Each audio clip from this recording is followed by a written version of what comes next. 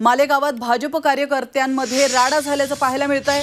दाभाडीत चिंतन बैठकीत कार्यकर्त्यांनी हाणामारी केली आहे, तर बॅनर काढल्याने भर सभेमध्ये राडा झालाय आणि या ठिकाणी घटनास्थळी पोलीस देखील दाखल झालेत।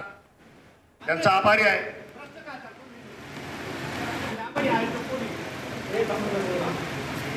त्यामुळे मी सगळ्यांचा आभार मानतो आणि कार्यक्रम संपला।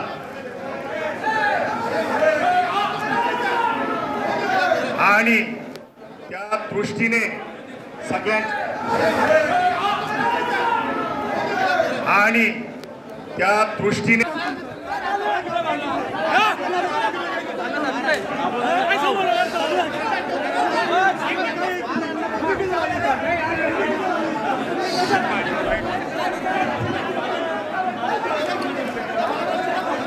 तर याविषयी अधिक माहिती देण्यासाठी आपले प्रतिनिधी निलेश वाघ आपल्यासोबत जोडले गेलेले आहेत। निलेश, आपण पाहतोय मालेगावामध्ये भाजप कार्यकर्त्यांमध्ये राडा झालेला आहे, नेमकं काय घडलं या ठिकाणी?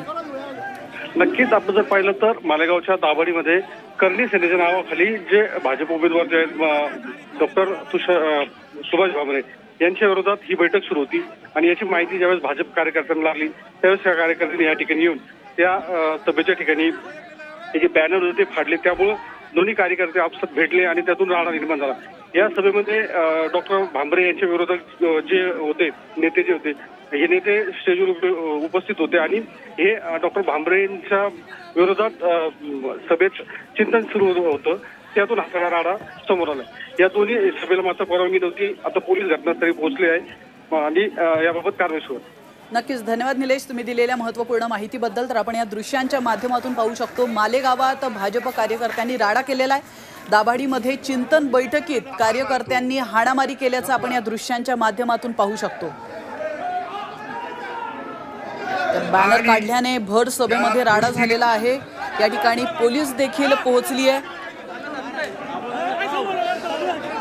तर करणी सेनेच्या कार्यक्रमाचं आयोजन दाखवून भाजप उमेदवार डॉक्टर सुभाष भामरे यांच्या विरोधात चिंतन सभा सुरू होती।